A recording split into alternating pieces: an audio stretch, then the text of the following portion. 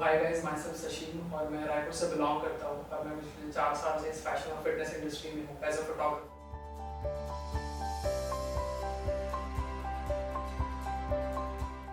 ये totally depend करता है कि तुम एग्जैक्टली किस सब्जेक्ट की फोटोज लेने वाले हो। बेसिकली लाइट का यूज होता है कि हम किसी भी सब्जेक्ट की फोटो ले रहे हैं, उसके डायमेंशंस को प्रॉपर एनहांस करना वो बहुत इंपॉर्टेंट होता है। तो उस जगह पे मिनिमम अगर रिक्वायरमेंट देखा जाए तो 3 लाइट सफिशिएंट होगी। बट जरूरी नहीं है कि आप नंबर ऑफ लाइट्स की क्वांटिटी आप बढ़ाओ और आप उसी से फिर शूट करो। बेस्ट पार्ट ये है कि बहुत सारे फोटोग्राफर्स ऐसे हैं जो सिर्फ सिंगल लाइट यूज करते हैं और बाद में सिर्फ मिरर यूज करते हैं। और ऐसे प्रैक्टिकल वीडियोस आपको बहुत सारे यूट्यूब में मिल जाएंगे जो मैंने खुद देख के सीखा है, बट मैंने अभी तक प्रैक्टिस नहीं की है। बट स्टिल मैंने उसे लाइनअप में रखा है। उनका सबसे बेस्ट पार्ट ये है कि सिंगल लाइट से गिने चुने मिरर को यूज करके वो लोग जो 3 लाइट 4 लाइट जो इफेक्ट जनरेट करते हैं वो देखने लायक होता है। तो इन दी एंड लास्ट कंक्लूजन ये है कि ये सब आपके ऊपर डिपेंड करता है आप कितनी लाइट से कैसी चीजों को यूज करके आप कैसे रिजल्ट डिलीवर कर सकते हैं।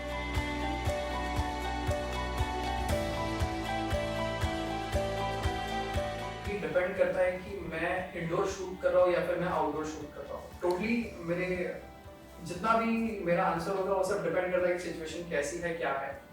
अब अगर मुझे कोई ऐसा शूट या कोई ऐसी फोटो दे जो मेरे एक लाइट से हो जाएगा तो मैं उसको एक लाइट से कर लूंगा, और अगर मुझे लग रहा है कि 2 की नीड है तो मैं उसको फिर 2 से कर लूंगा। अब वो पर्सनली डिपेंड करता है कि मैं एग्जैक्टली किस सब्जेक्ट को शूट करने जा रहा हूँ। अगर मैं इंडोर कर रहा हूँ तो ऑब्वियसली मेरा लाइट सेटअप अलग होगा, मैं आउटडोर कर रहा हूँ तो उसमें मेरा लाइट सेटअप अलग होगा। मैंने ऐसा कुछ भी अपना फिक्स नहीं किया है कि मैं कोई एक पर्टिकुलर एक सेटअप लेके मैं इंडोर आउटडोर दोनों शूट कर सकता हूँ। कंप्लीटली डिपेंड करता है कि मुझे कैसा रिजल्ट चाहिए। मैंने पहले से जब से मैंने स्टार्ट किया है मैंने फोटोशॉप के अलावा मैंने लाइटरूम ट्राई भी नहीं किया है। मतलब पता नहीं कि मुझे उसकी नीड नहीं पड़ी। तो मेरा पर्सनल चॉइस रहेगा फोटोशॉप, क्योंकि मुझे जो जो रिजल्ट चाहिए होता है, जो मुझे मल्टीपल फोटोज पे काम करना होता है या जो भी चीज़ें करनी होती है तो मैं उसमें बहुत अच्छे से कर पाता हूँ। तो मुझे ऐसा लगता है कि अगर मेरी नीड उससे हो जा रही तो मैं किसी और सॉफ्टवेयर की तरफ ज़्यादा ध्यान नहीं देता। तो फोटोशॉप मेरे लिए हमेशा गो टू बेस्ट सॉफ्टवेयर होगा।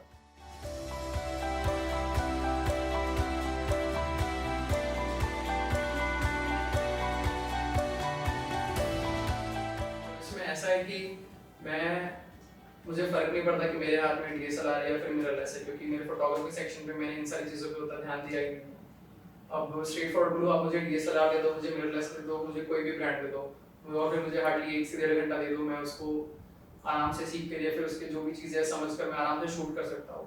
मुझे नहीं लगता कि आपको कैमरास पे आज अभी के सारे कैमरे इतने एडवांस है कि मुझे नहीं लगता कि आपको प्रॉपर एकदम कैमरे के हर एक डिटेल्ड फंक्शन को जानने की जरूरत है। आपको फर्स्ट ऑफ ऑल आपको आपकी लाइटिंग और फोटोग्राफी और आपका विजन, आपको ये 3 चीज बहुत इंप्रूव करनी पड़ेगी। मे बी सबसे इंपॉर्टेंट चीज यही है कि आप ये तीनों चीज इंप्रूव करो, क्योंकि जैसे अगर आपकी ये तीनों चीज इंप्रूव हो जाती है आपको कैमरे के बारे में ज्यादा सोचने की जरूरत नहीं पड़ेगी। क्योंकि इन दी एंड देखो ऐसा होता है कि अगर चलो मान लो यहाँ पे 10 फोटोग्राफर है, 10 के पास बेस्ट कैमरा है, 10 के पास बेस्ट लाइटिंग सेटअप है, तो इन दी एंड अगर क्लाइंट को कहीं पे जाना होगा तो किसके पास जाएगा? ऑब्वियसली उसके पास जाएगा जो उसके विजन को बहुत अच्छे से एलैबोरेट कर सके। तो जितना हो सके आप अपनी लाइटिंग पे, आप अपने फोटोग्राफी स्किल्स पे, आप अपने इम्प्रोवाइजेशन पे, आप अपने प्लानिंग पे काम करो। आप जितना हो सके सब्जेक्ट को समझो और उस हिसाब से शूट प्लान करके आप प्रॉपर उसको शूट करो।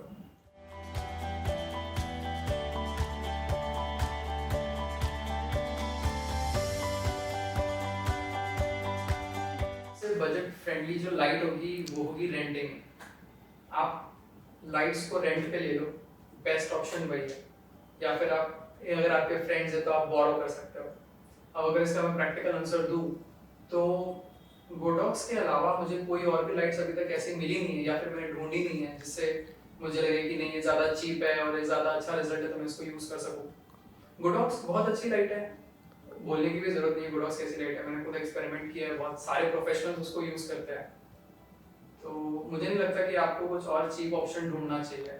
बट अगर इनकेस आपको हर चीज़ अगर बजट में करनी है या फिर अगर आप थोड़ा अपना बजट सेक्रीफाइस करना चाहते हो तो या तो आप रेंट कर लो या तो फिर आप बोरो कर लो, क्योंकि इसके अलावा कोई ऑप्शन है।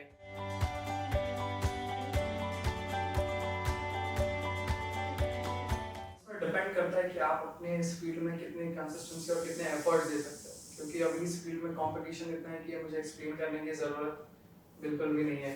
आपको डिसाइड करना पड़ेगा कि आपको फोटोग्राफी की कौन सी फील्ड में जाना है, आप उसमें कितना इन्वेस्टमेंट करना चाहते हो, आप उसमें क्लाइंट कैसे जनरेट करोगे, आप अपना सबसे मोस्ट इम्पोर्टेंट अपना पोर्टफोलियो कैसे बनाओगे, क्योंकि बिना आपके खुद के पोर्टफोलियो के आपको काम बिल्कुल नहीं मिलेगा। और ये इंडस्ट्री ऐसी नहीं है कि आपने सामान खरीदा, कोई जगह खरीद लिया और आप चालू कर दिया अपनी अर्निंग, ऐसा बिल्कुल भी नहीं है। आपको इसमें प्रॉपर एफर्ट देना पड़ेगा, मे बी इसमें साल लग सकता है। और बेस्ट पार्ट नहीं बोलूंगा, आपको मोस्ट इंपोर्टेंटली आपको सिलेक्ट करना पड़ेगा कि आप एग्जैक्टली कौन सी फील्ड में जाना चाहते हो। आपको फिटनेस में जाना है, फैशन में जाना है, एडिटोरियल्स में जाना है, या फिर आपको स्ट्रीट्स में जाना है, आपको मैगजीन लेवल पे जाना है, या फिर बाकी सारे ऑप्शंस आप जो भी जानते हो। तो टोटली आप अपना एक जॉनर डिसाइड कर लो, फिर उसमें आपका बजटिंग का सेक्शन कैसा है, आपको आपके फाइनेंशियल इस फील्ड में बहुत संभालने पड़ेंगे, क्योंकि ये मैं तो बोलूँगा कोई चीप फील्ड उधर नहीं है। आपको इसमें इन्वेस्टमेंट बहुत देखना पड़ेगा, क्योंकि इसमें बिना इन्वेस्टमेंट के रिजल्ट निकालना बहुत मुश्किल होता है। अगर आप सोच रहे हो कि आपको इस फील्ड से अर्न करना है, अगर आपको इस फील्ड से अपना ब्रेड एंड बटर या फिर प्रॉपर सब कुछ रन करना है, तो बहुत इंपॉर्टेंट है कि आप प्रॉपर हर चीज़ों को पहले से सिलेक्ट कर लो, उसके बारे में सोच लो, फिर आप इसमें आगे कोई स्टेप्स लो। सेकेंडरी, इस फील्ड में बहुत इंपॉर्टेंट है कि आप कैसे अपना आर्ट वर्क और कैसे अपने फाइनेंशियल संभालते हो। आपको हर चीज़ प्लान करनी पड़ेगी, आप पैसे कहाँ से जनरेट करोगे, आप अपना आर्ट फील्ड कैसे आगे लेके जाओगे, आप जो भी शूट्स करोगे, आपको आपके खुद के पोर्टफोलियो के लिए आप लोग कहाँ से अरेंज करोगे। अगर आप फैशन इंडस्ट्री में हो तो आप मॉडल कहाँ से अरेंज करोगे, और फिर बाद में इसमें मेकअप आएगा, हेयर स्टाइलिस्ट आएगा, वो सारी चीज़ें अरेंज कहाँ से करोगे। तो बेस्ट पार्ट ये है, आप आराम से रेस्ट करो, डिसाइड करो, प्लान करो, फिर बाद में उसको बस आप एग्जीक्यूट करो।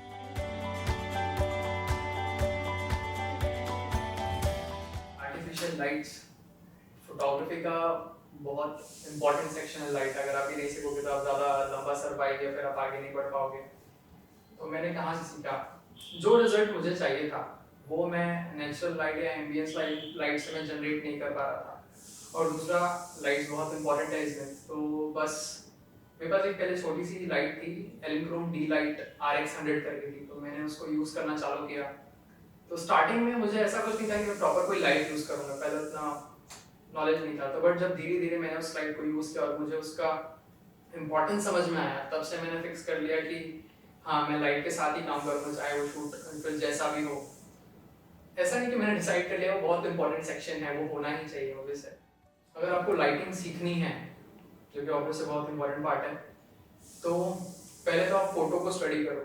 जितनी भी फोटोज है, पिंटरेस्ट हो या इंस्टाग्राम हो, आप अपना एक जॉनर सिलेक्ट कर लो पहले, और आप उसमें देखो कि उनकी जो फोटोज है वो उसमें लाइट्स कैसे यूज करते हैं, कहाँ से यूज करते हैं। ऑब्वियसली वो बताएंगे नहीं कि कहाँ से यूज करते हैं, बट आप उनकी फोटोज को देखो, उसके हाइलाइट्स देखो, उसके मिड टोन्स देखो, उसका शैडोज देखो, आपको समझ में आए कि एग्जैक्टली वो लाइट किस साइड से आ रही है, उसका फॉल कैसा है, उसका डायरेक्शन कैसा है, उसका एंगल कैसा है, वो लाइट हार्ड लाइट है, सॉफ्ट लाइट है, उसकी एग्जैक्टली क्वालिटी क्या है। तो आप वहां से देखो। और सबसे जहां से मैं सीखा हूं पर्सनली, जितने भी फोटोग्राफर है सबके बिहाइंड द सीन देखो। जब आप उनके बिहाइंड द सीन देखोगे, उनकी लाइटिंग का जहाँ पे स्टेजिंग होता है, आप उस लाइट को देखो, उस लाइट का एंगल देखो, उस लाइट में जो मॉडिफायर्स लगे वो देखो, ग्रिड लगा है नहीं लगा है देखो वो। और फिर बाद में आपने वो लाइट सेटअप देख लिया, तो फिर बाद में आप उसको अपने साथ अप्लाई करो। आप उसको चेक करो कि अगर मैं इस पोजीशन में लगता हूँ तो उसका स्किन पे, सब्जेक्ट पे उसका कैसा फॉल आता है, वो लाइट कैसे बिहेव करती है आसपास के एनवायरनमेंट के हिसाब से। तो मैं तो सबसे बेस्ट सजेशन यही दूंगा कि आप जितने भी फोटोग्राफर्स हैं सबका बिहाइंड द सीन चेक करो। अगर आप बिहाइंड द सीन चेक करोगे, उनकी लाइटिंग की स्टेजिंग चेक करो और आप उसको खुद पे अप्लाई करो, तो आपको बहुत सारी चीज़ें बहुत आराम से सीख जाओगे। बट इन द एंड आपको प्रैक्टिस करना पड़ेगा, बिना प्रैक्टिस के तो फिर आप कुछ भी देख लो, कुछ होने आता। तो देखो, आप अपने बिना पोर्टफोलियो के आप किसी भी क्लाइंट को अप्रोच नहीं कर सकते। तो इन द एंड सारी की सारी चीज़ें बेस पे आ जाती है कि आपको पहले अपना पोर्टफोलियो बनाना बहुत बहुत इंपॉर्टेंट है। क्योंकि ऑब्वियस है, क्लाइंट्स आपसे क्यों बात करेंगे, जब तक वो आपका वर्क नहीं देखेंगे वो आपसे बात भी क्यों करेंगे। तो फिर इसमें तो अप्रोच करना तो बहुत दूर की बात हो जाती है। बट अगर आपके पास बहुत अच्छा डाटा है तो मुझे लगता है कि आपको सिर्फ उन्हें पिच करने की देरी है। अब बाकी फिर बाद में वो तो जानते हो कि आप मार्केट में कैसे रेट टैली होते हैं। तो अपना अच्छा नेचर रखो, क्लाइंट्स के साथ डिसेंट नेचर रखो, और ऐसा नहीं कि बस आपने काम करके छोड़ दिया, अपना बिहेवियर अच्छा रखो उनके साथ। ऑब्वियस है, ये तो बोलने वाली बात भी नहीं है। तो अगेन अपने पोर्टफोलियो पे काम करो, जितना हो सकता है अपने पोर्टफोलियो पे काम करो, तो मुझे लगता है कि आपको कोई क्लाइंट को पिच करने की भी जरूरत नहीं पड़ेगी, अपने आप क्लाइंट आपको पिच करेंगे।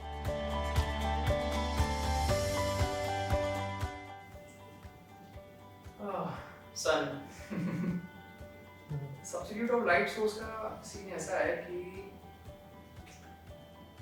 आप मिरर यूज करो, कोई भी जो हाईली रिफ्लेक्टिव है या फिर आपके रिजल्ट के हिसाब से जो प्रॉपर रिफ्लेक्शन आपको दे, फॉर एग्जांपल रिफ्लेक्टर हो गया, थर्मोकोल हो गया, शीट्स हो गए, क्लॉथ हो सकता है कोई भी वाइट कलर का, कोई मेटालिक चीज हो सकती है जो वैसे शाइन करे, और बेस्ट पार्ट है मिरर्स। इन सारी चीज़ों का प्लस पॉइंट ये है कि अगर आप अपना कोई भी शूट प्लान करते हो तो आप एक या दो लाइट सोर्स के साथ ही ये एक्स्ट्रा चीज़ें यूज़ करके आप आराम से बहुत अच्छा रिजल्ट निकाल सकते हो।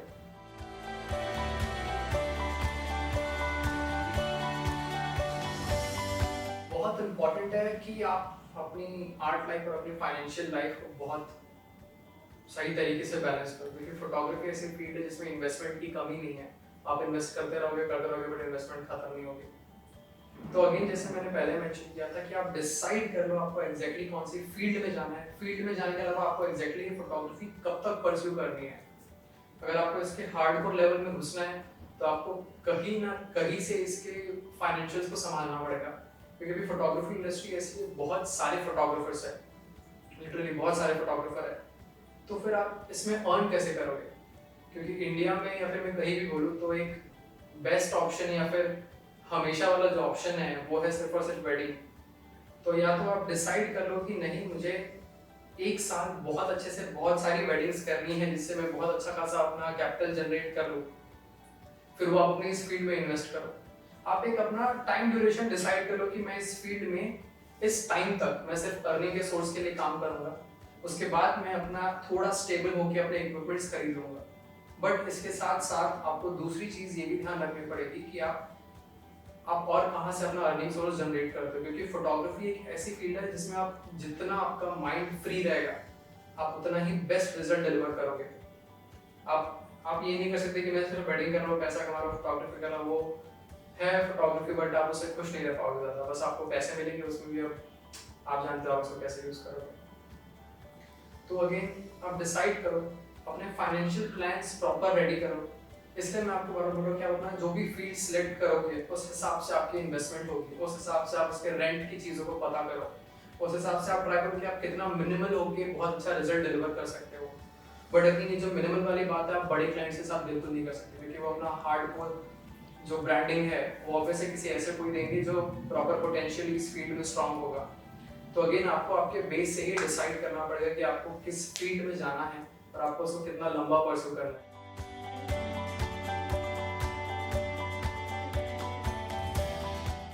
देखो अगेन आप डिसाइड करो कि आपको हाई एंड लाइट्स की नीड क्यों है। हाई एंड लाइट की नीड से दो चीज अच्छी हो सकती है, आपकी फोटोग्राफी बहुत फ्लेक्सिबल हो जाएगी। इंडियन आप लाइट यूज करोगे तो ऑब्वियसली आप बहुत फ्लेक्सिबल लेवल पे नया नया रिजल्ट या फिर बहुत एक्सट्रीम रिजल्ट्स निकाल पाओगे। दूसरा जो हाई एंड लाइट है उसकी नीड जो है वो आपको बड़े क्लाइंट्स के लिए ही पड़ेगी। आपको मैं ये नहीं बोलूँगा कोई क्लाइंट छोटा होता है कोई क्लाइंट बड़ा होता है, बेसिकली आप हाई एंड लाइट्स के मुकाबले बहुत सारी लाइट है जो रीजनेबल रेट में अवेलेबल है मार्केट में, आप आराम से उसे बाय कर सकते हो और उससे भी आप हाई एंड रिजल्ट निकाल सकते हो। बेसिकली जितने भी हाई एंड इक्विपमेंट्स होते हैं उनका काम एक ही होता है, सॉरी उनका काम दो होता है कि वो रिजल्ट बहुत एक्सट्रीम दे, सेकेंडली कि वो आपका काम बहुत इजी कर देता है। लिटरली अगर आपके पास हाई एंड लाइट्स है तो आप बहुत सारी ऐसी चीजें जैसे हाई सीन फोटोग्राफी हो गया, या फिर आपको अगर बहुत ज्यादा एक्सपोजर लेवल मेंटेन करना है, अगर बाहर बहुत ज्यादा सन है, अगर आपको उसमें प्रॉपर डायनामिक रेंज शो करना है तो आप लाइट यूज करके आराम से कर सकते हो। हाँ, हाई एंड लाइट्स का प्लस पॉइंट ये एक और है कि आपके कैमरा अगर आपके पास मान लो कोई बेसिक सा भी कैमरा है, या फिर बेसिक सा नहीं बोलूंगा, कोई भी मिड रेंज कैमरा है, तो आप आराम से आप उसमें अपने कैमरे की डायनामिक रेंज में बहुत अच्छा आप डिटेल कैप्चर कर सकते हो। For example high and light से आपका प्लस पॉइंट ये कि आपके कैमरे का जो डायनामिक रेंज है आप उस रेंज में बहुत अच्छी डिटेल्स कैप्चर कर सकते हो। मैं ये नहीं बोलूँगा बहुत अच्छी, बट आप बहुत फाइन लेवल पे वो डिटेल्स आप कैप्चर कर सकते हो। सेकेंडरी आपका काम इजी हो जाएगा, जो मैंने फिर से रिपीट कर दिया। और फिर बाद में मैंने कार्ल टेलर करके फोटोग्राफर है, ऑब्वियसली बहुत फेमस फोटोग्राफर है, मैंने उनका एक देखा था वीडियो। उसमें हाई एंड लाइट्स के अलावा उन्होंने सिंपली जो टेबल लैम्प लाइट होती है उसमें शीट पेपर से स्नूट बना के उसको यूज करके वो रिजल्ट निकाला था। हालांकि फर्क रहता है टेक्निकली, उन रिजल्ट में बहुत फर्क रहता है, पिक्सल वाइज उसमें बहुत फर्क रहता है, बट आप जरूरी नहीं है आपको जो फोटो खींचना आप किसी भी लाइट सोर्स से, आपको बस रिजल्ट से मतलब होना चाहिए। अगर आपको रिजल्ट वैसा मिल रहा है कोई भी लाइट सोर्स यूज करके तो आप आराम से इनसे यूज कर सकते हो। अगेन फाइनल कंक्लूजन के लिए जो हाई एंड लाइट्स है वो आपका काम इजी करेंगे, बट काम इजी के साथ आपको उनको कंट्रोल करना भी आना चाहिए। सो दैट्स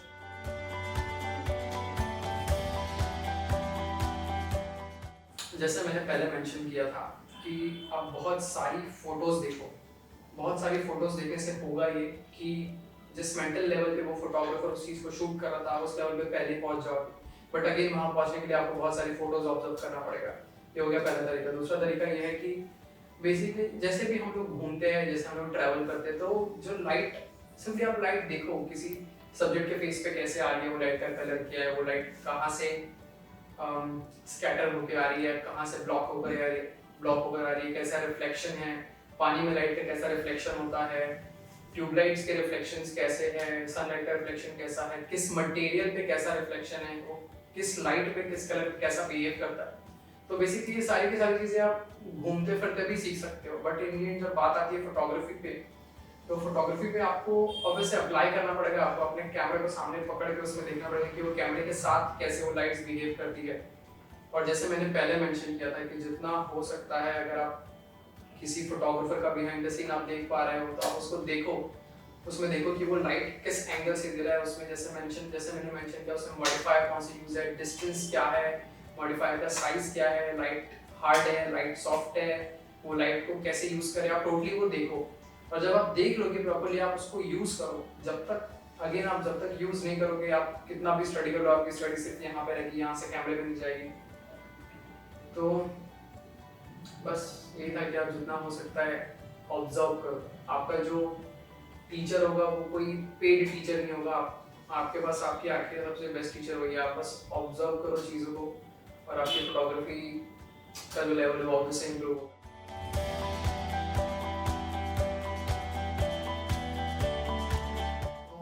बेसिकली मेरा जो जर्नी रहा है वो ऑब्वियसली मेरे हिसाब से तो बहुत इंटरेस्टिंग है, बट ये जर्नी मैं सच में बोलूँगा तो जो मेरा फ्रेंड सर्कल है, जो मेरी फैमिली है, मैं उसके बगैर मतलब ये फील्ड को परस्यू कर ही नहीं पाता, क्योंकि स्टार्टिंग में उन लोगों ने जो मुझे फाइनेंशियल लेवल पे या मैं कहूँ मेंटल लेवल पे, मैंने 10th के बाद ही अपनी फोटोग्राफी जो है मैंने स्टार्ट कर दी थी। हालांकि मैं प्रोफेशनल लेवल पे दूर दूर तक नहीं करता था, बट जो पैशन था, मतलब छोटा डिजिटल कैमरा लेके निकल जाओ और बस उसको नॉर्मली शूट करो, तो सब वहाँ से स्टार्ट हुआ। मैंने इस फोटोग्राफी के चक्कर में मैंने अपना जो मैं आईआईटी करने के लिए गया था वो मैंने नहीं की, मतलब मैंने बहुत ज़्यादा पैसे अपने पेरेंट्स के ट्यूशन में बहुत बर्बाद कर दिए।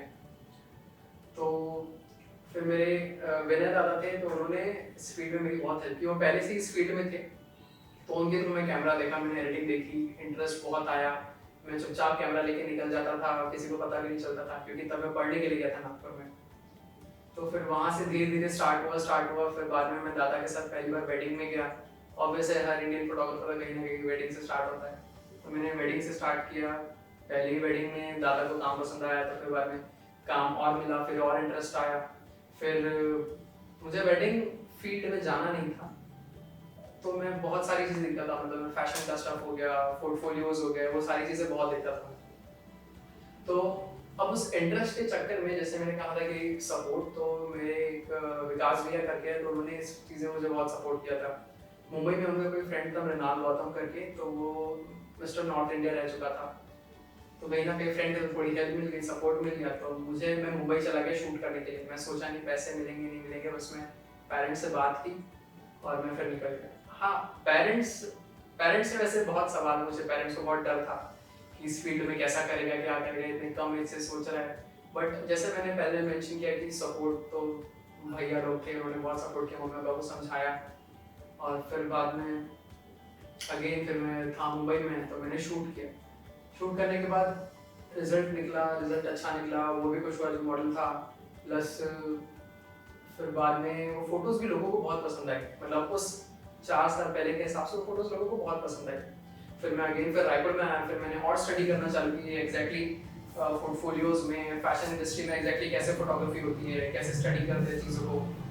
तो फिर मैंने वहाँ से स्टार्ट कर लिया। फिर बाद में स्टार्ट करते करते मुझे पता चला इस फील्ड में, मतलब रेगुलर काम करते करते पता चला कि बैलेंस बहुत इंपॉर्टेंट है। मैं कितना भी इस चीज़ को आर्ट लेवल पे लेकर चले जाऊँ, बट जब तक मैं प्रैक्टिकल लेवल पे फाइनेंशियल्स और ये आर्ट लाइफ बैलेंस नहीं करूँगा, मेरा मतलब नहीं होगा। जो जिन लोगों ने मुझे सपोर्ट किया उस चीज़ का मतलब नहीं होगा। तो ऐसे करते करते मैंने प्रॉपर डिसाइड किया मुझे एग्जैक्टली इन्वेस्ट कहाँ करना है। मैंने पता किया कि मेरे इन्वेस्टमेंट कहाँ कहाँ पर है। फिर बाद में मैं धीरे धीरे करके मैंने अपने इक्विपमेंट्स जमा किए।